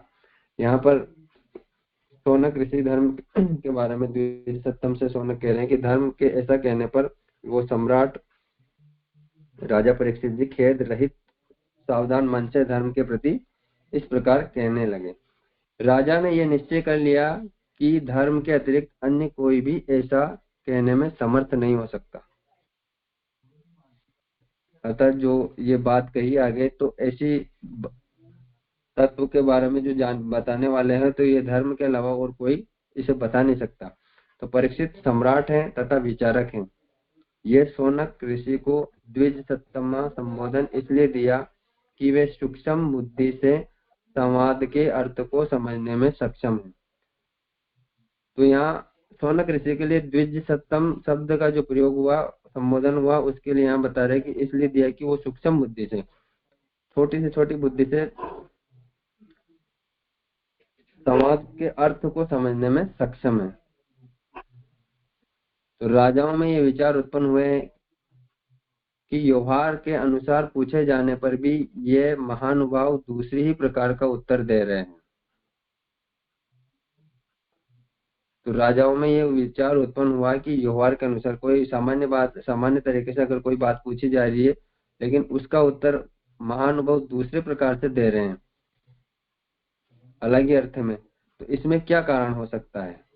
पूछने का एक सामान्य कारण था, उत्तर कुछ गहन है या कुछ अलग से दे रहे हैं, तो इसका क्या कारण हो सकता है? तो कहीं परोक्ष कथन द्वारा हमारी परीक्षा के लिए अथवा व्यवहार में न आने के लिए या फिर छलने के लिए या जानकारी न होने की दृष्टि से इन्होंने हमें विपरीत उत्तर दिया है। तो यहाँ राजा परीक्षित धर्म के उत्तर के बारे में समझा रहे हैं कि इन्होंने ऐसा उत्तर क्यों दिया।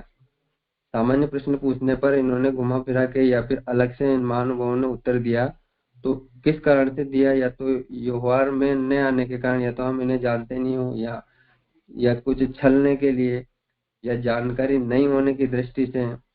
इन्होंने हमें विपरीत उत्तर दिया अथवा कोई और बात हो सकती है। इस प्रकार चारों पक्षों पर विचार करने में राजा का चित्त लग गया। तो इन सारी चीजों के बारे में राजा था, तो राजा ने चारों ओर से विचार किया कि ऐसा उत्तर इन्होंने किस कारण से हमें दिया। तो उसमें कुशाग्र बुद्धि होने से वाक्य ज्ञान का अभाव होने पर भी कहने वाले के अभिप्राय का निर्णय राजा ने शीघ्र ही कर लिया। तो राजा कुशाग्र बुद्धि थे और बुद्धिमान थे, तो उन्होंने उनकी वाच्यता, बोलने की कला, वाक्य शब्दों के ज्ञान, शब्दों को से अब उनके अभाव होने पर भी कहने वाले के मतलब को, अभिप्राय को निर्णय राजा ने शीघ्र ही कर लिया कि इन्होंने किस कारण से ऐसे वाक्य कहे। उन्हें समझने में बुद्धि को क्लेश नहीं हुआ, तो उनकी बात को समझने में राजा को तनिक भी समय नहीं लगा। मतलब तो जैसे तैसे उन पांचों पक्षों पर परीक्षित ने निर्णय ले लिया। कुछ भी हो, इस कलिकाल ने ही इन धर्म वर्षभ के पैर काटे हैं तथा पृथ्वी को पैरों से पीटा है। तो उन्होंने इस बात पर विचार कर लिया कि ये कलिकाल ही है जिसने धर्म के पैर को काट दिए और पृथ्वी को भी पैरों से इसी ने पीटा है। तो यद्यपि ये स्वयं इस बात को न कहकर किसी बहाने से दूसरी ही बातें बता रहे हैं, ये और कोई नहीं धर्म ही है। युगों के वर्णनों में इन्होंने पूर्व युग की व्यवस्थाओं का निरूपण किया है। जब इन्होंने युग का निरूपण किया है तो फिर उनके उस काल में एक पांव गया, दूसरे में ये गया, तो इन्होंने युगों का वर्णन किया, व्यवस्थाओं का निरूपण किया। तो ये धर्म ही है जिसे मैंने सुना है। अतः अपने प्रयोजन व अवसर का विचार करते हुए निर्धारित किए हुए अर्थ को राजा धर्म के प्रति कह रहे हैं। 20वां श्लोक संपन्न हुआ है।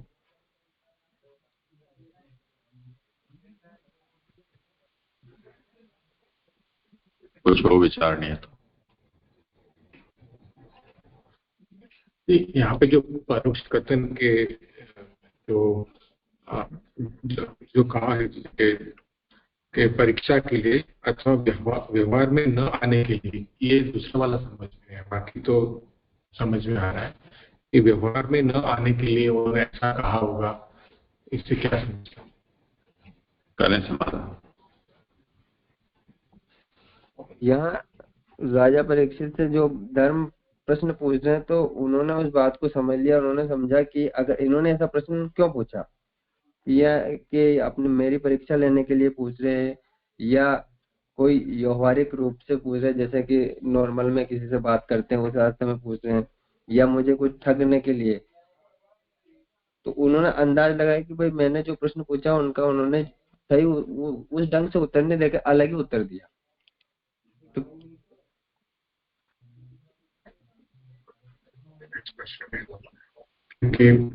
धर्म ने माने परोक्ष कथन कहा, जो प्रश्न पूछा उसका उत्तर नहीं दिया और उसके ये सब कारण बताए, परीक्षा छलने के लिए या जानकारी न, और एक व्यवहार में न आने के लिए।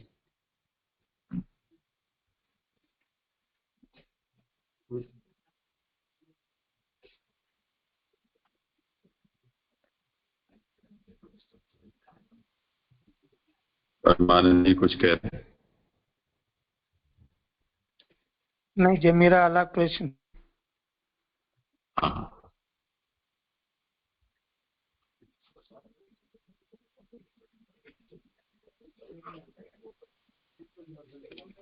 ये सूत जी शौनक आदि को कह रहे हैं।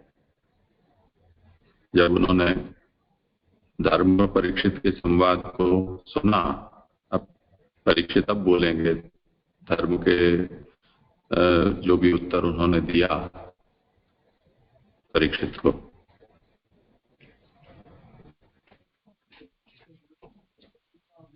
वो क्या कह रहे हैं कि धर्म के ऐसा कहने पर परीक्षित खेद रहित हुए और सावधान मन से धर्म के प्रति इस प्रकार कहने लगे।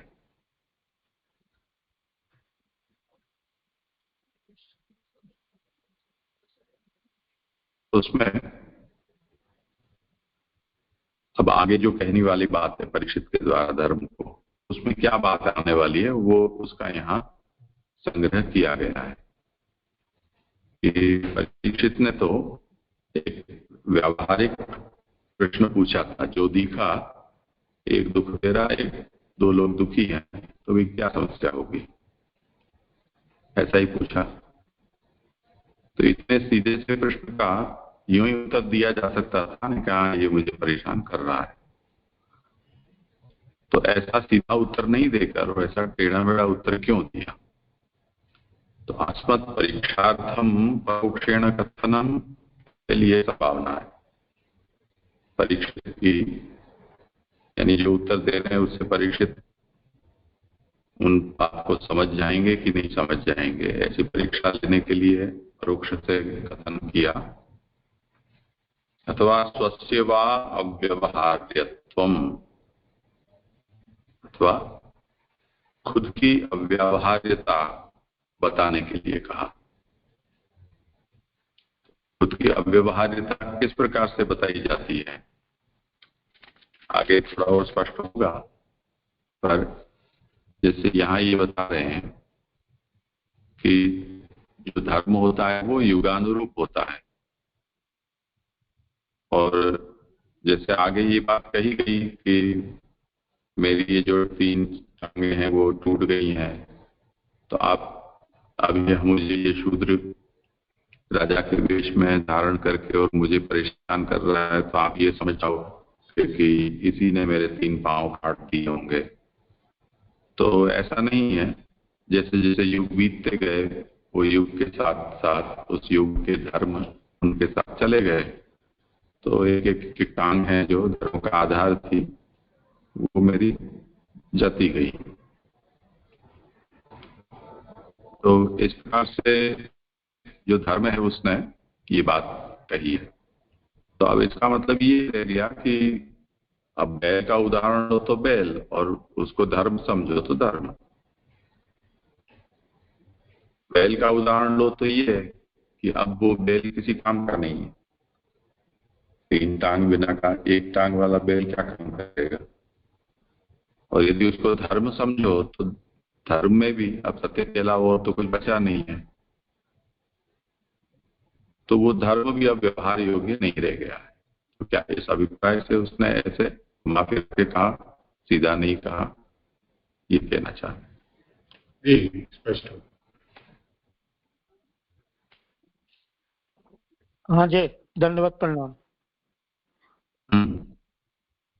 हाँ, ये यहाँ पर नीचे जो 5वीं लाइन में जो बात आई है कि राजा ने ये निर्णय कैसे कर लिया कि कुछ भी हो इस कलिकाल ने ही इन धर्म वृषभ के पैर काटे, जबकि धर्म ये बात क्लियर कर चुके हैं कि युग के हिसाब से मेरे एक एक पैर चले गए। अब चूंकि कलिकाल है तो एक पैर रह गया, ये बात धर्म कह भी चुका है। फिर यहाँ ये इस तरह से बात आ रही है कि कुछ भी हो, मुझे ऐसा लग रहा है जैसे राजा ये कह रहा है, जैसे तैसे उन 5 पक्षों पर परीक्षित ने निर्णय ले लिया, कुछ भी हो इस कलिकाल ने ही इन धर्म वृषभ के पैर काटे हैं। ये बात नहीं आई समझ में। पृथ्वी को पैरों से पीटा है, ये थोड़ी क्लियर नहीं हुई। जी अरे समाधान जब ये यहाँ पर जब पृथ्वी और बैल का वर्णन आता है तो सबसे पहले तो फिर वो जब उनको दिखाता है कि एक शूद्र जो राजा का वेश बना हुआ है और लेकिन चेहरे से शूद्र जैसा दिख रहा है, वो पृथ्वी को भी पीट रहा है। पृथ्वी को मतलब गाय को पैरों से पीट रहा है। तो गाय वो पृथ्वी रूप मानी गई है, और वृषभ जो बैल उसके साथ बछड़ा था उसके तीनों पांव लौलुहान हो रहे थे। तो धर्म था उसके पैरों को भी काटने वाला ये कलिकाल ही है, ऐसा उन्होंने समझ लिया था। फिर बाद में जैसे उन्होंने प्रश्न पूछा था कि ये ऐसा दुख कैसे उत्पन्न हो रहा, तुम कौन हो, तो जैसे धर्म ने प्रश्न का जवाब दिया तो परीक्षित जी ने उसे समझ लिया कि इन्होंने जो सीधा सिंपल प्रश्न पूछा था उसका घुमा फिरा कर जवाब दे दिया, तो इसका मतलब ये धर्म ही है और जो कलिकाल ने ही इनके पैर काटे हैं। और जो ये गाय है ये पृथ्वी रूप है, पृथ्वी को जो पीट रहा है, ये पैर से मार रहा है, ये शूद्र कलिकाली है। मेरे ऐसे समझ में आ रहा है, इसलिए हो सकता है उन्होंने कही हो, आप समझाए फिर। मतलब मूल में तो इस बात में इतना ही लिखा है कि घातको अयम अनेनैव अयं ताड़ितः। ये जो राजवेशधारी शूद्र है वही घातक है, करने वाला, और उसी ने इनको मारा है।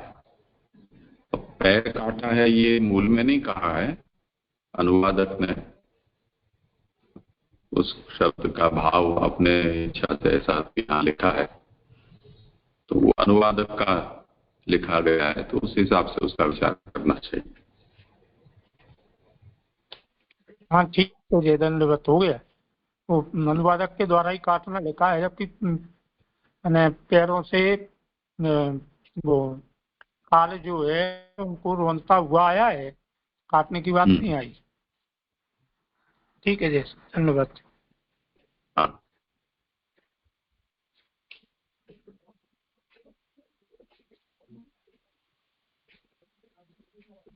आपके कितने श्लोक हैं?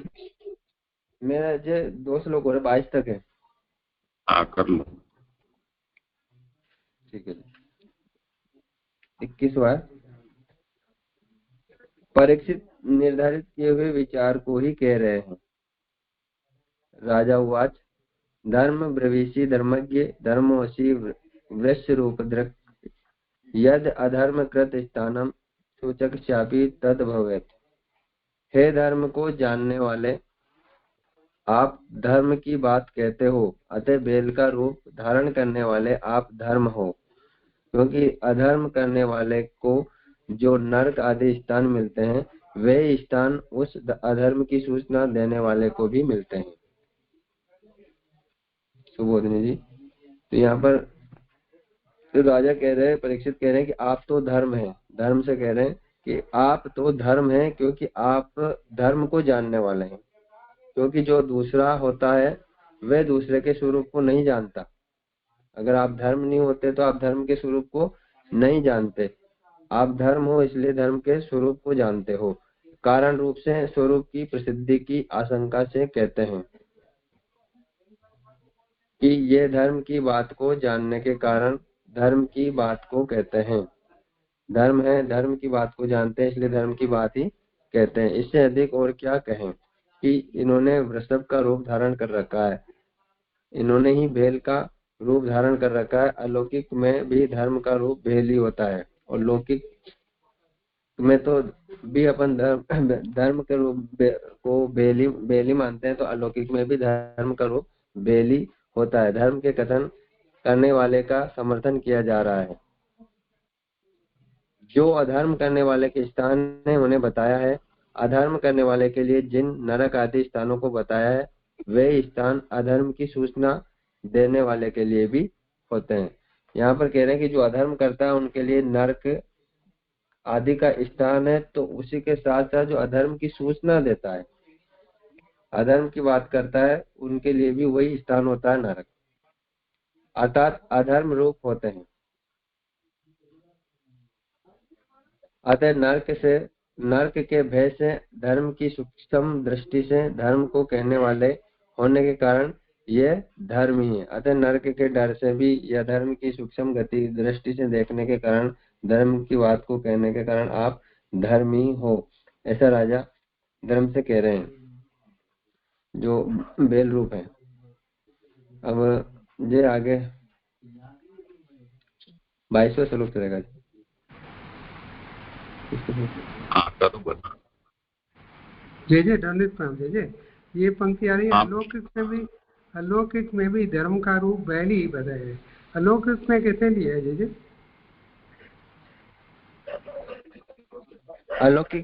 अलौकिक में तो इन्होंने बताया कि अलौकिक में भी धर्म का रूप बैल ही है, और यहाँ लौकिक में भी धर्म का रूप बैल ही माना जाता है। तो नहीं, मैं ये क्वेश्चन कर रहा हूँ कि आपको अलौकिक में क्यों बताया? अलौकिक में भी धर्म का रूप बैल ही बताया।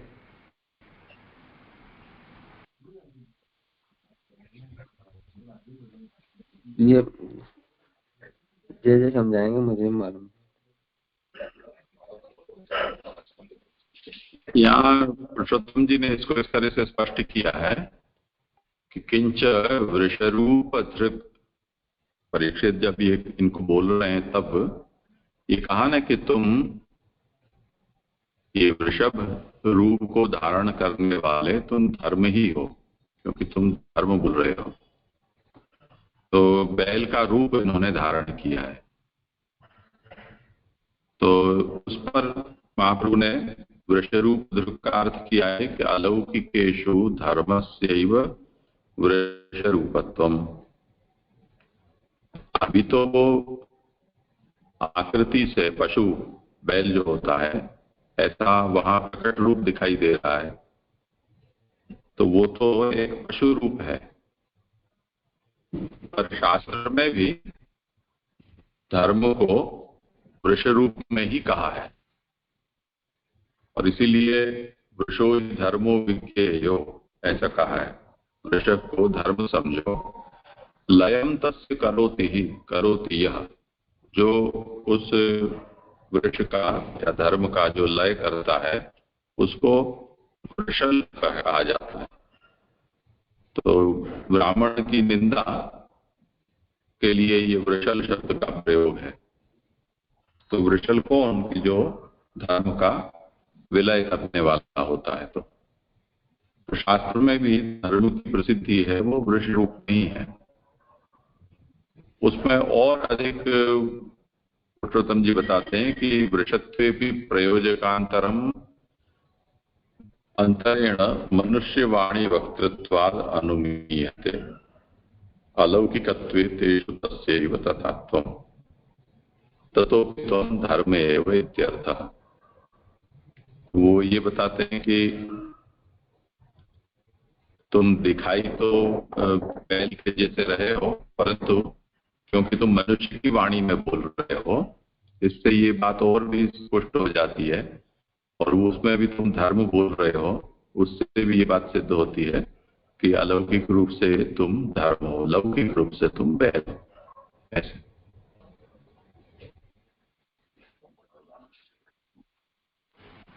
अजय स्पष्ट हुआ जय धन्यवाद। करो भले आप। 22वां श्लोक अवसार्थ। आज के समय में व्याख्याकार जिस प्रकार वाक्य के अर्थ का त्याग कर देते हैं, उसी प्रकार यहाँ वाक्य के स्वयं के अर्थ का त्याग हुआ है। अतः यह विचार योग्य नहीं है। इसलिए वाक्य के अर्थ अपनी वास्तविकता को न छोड़े, इस तथ्य को दृष्टि में रखकर विचार करना चाहिए। इस आकांक्षा से कहा जा रहा है, अथवा देव मायाम नूनम गतिर गोचरा चेतसो वचस चापी भूतानाम इति निश्चय। अथवा भूत प्राणी मात्र को श्लोकार्थ अथवा भूत प्राणी मात्र को देव माया की गति मन और वचन से अगोचर है, ये निश्चय है। बोलने जी, यहाँ धर्म ने जो ये कहा है कि हम नहीं जानते, वास्तव में वह बात वैसी ही है।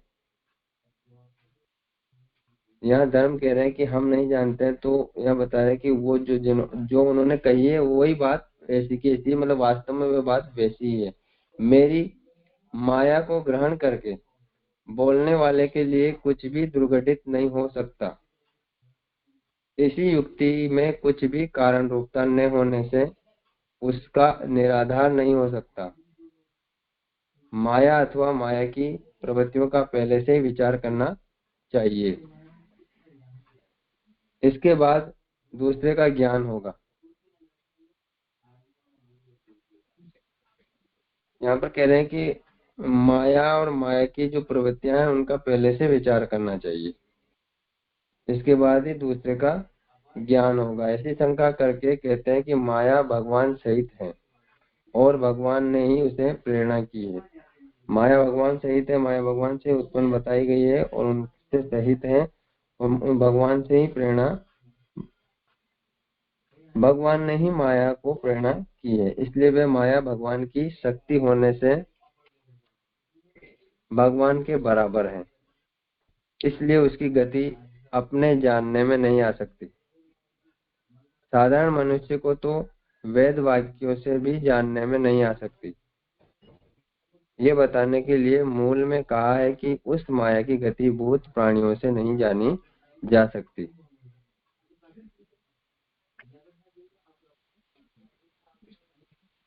ये 22 श्लोक समाप्त होता है। इसमें थोड़ा समझ में नहीं आया हो पूरा, कृपा करके आप क्या नहीं?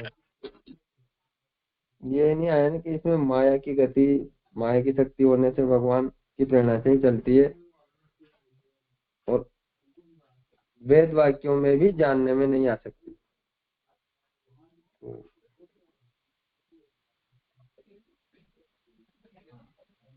जैसे साधारण मनुष्य तो अलग बात है, लेकिन वेद वाक्यों से भी इसे नहीं जाना जा सकता, तो ये कैसे समझेंगे?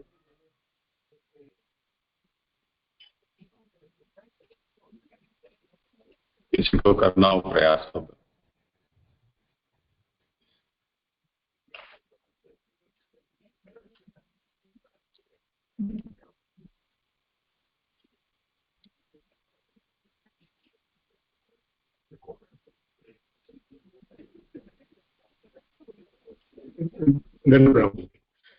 यहाँ पे इन्हें समझा रहे कि माया जो है वो भगवान की शक्ति है, और जिस प्रकार हम भगवान को नहीं जान पाते पूरी तरह, उसी तरह माया को भी हम नहीं जान पाते, क्योंकि माया भगवान की शक्ति होने से भगवान के बराबर ही है। और ये हमने कल भी देखा कि माया शक्ति है कि जो दो कार्य है, एक आच्छादिता और अन्यथा प्रकृति हेतु भूता। ये माया यानी आच्छादन करके यानी पर्दा डाल के उसकी अन्यथा प्रकृति कराती है, इसलिए जीव मनुष्य को उसे समझ में नहीं आता है। तो यहाँ पे कोई भी समझाते हैं कि साधारण मनुष्य तो वेद वाक्यों से भी नहीं जान सकते, क्योंकि अगर कोई ऋषि और पंडित हो तो वो तो जान पाएगा वेद वाक्यों से माया को, लेकिन कोई साधारण मनुष्य तो उससे भी नहीं जान पाता। तो फिर यानी इसे जानने में कठिन नहीं जानी जा सकती है।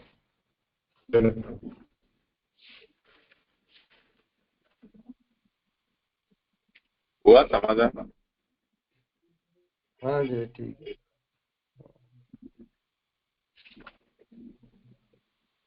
मेरे श्लोक समाप्त हो गए हैं, 22 तक थे मेरा कर्म। ठीक है, तो यहाँ विराम।